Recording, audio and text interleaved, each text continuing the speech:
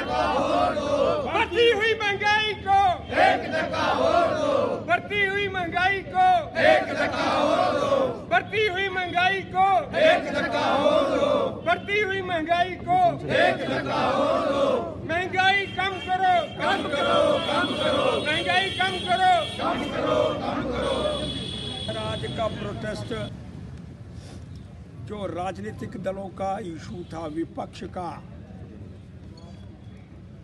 Parliament को अडानी अंबानी, उसके बाद में अंबेडकर जी, उस इशू के अंदर समाप्त कर दिया गया। लेकिन प्रतिपक्ष के नेताओं को महंगाई नहीं दिखी। पक्ष की बात छोड़ दो, विपक्ष की बात कर रहा हूं मैं। उन मुद्दों को उठाने का प्रयास विपक्ष के माध्यम से हो जाना चाहिए था, जो लोगों की रोजमर्रा जिंदगी के अंदर तबाही डालने का प्रयास करना चाहती है। ऐसा हुआ नहीं। तेरी अडानी, मेरा अंबानी और लोगों की अंबेडकर जी के विषय पर चर्चा नहीं हो पाई, और जिन मुद्दों को लेकर के चर्चा होनी थी और चर्चा करने का प्रयास नहीं हुआ।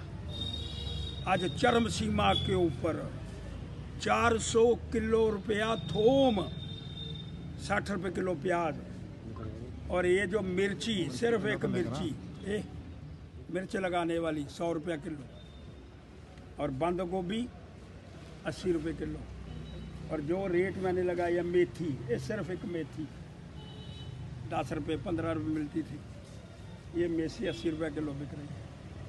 और किसी की कान पर जू रेंगने का प्रयास नहीं हो रहा है। लेकिन मैं बड़ा स्पष्ट करने की बात करना चाहता हूँ, ये मुद्दे किसके हैं? राजनीतिक पार्टी विपक्ष के अंदर बैठी है, उस मुद्दों को लेकर के आगे बढ़ने का प्रयास करना चाहिए।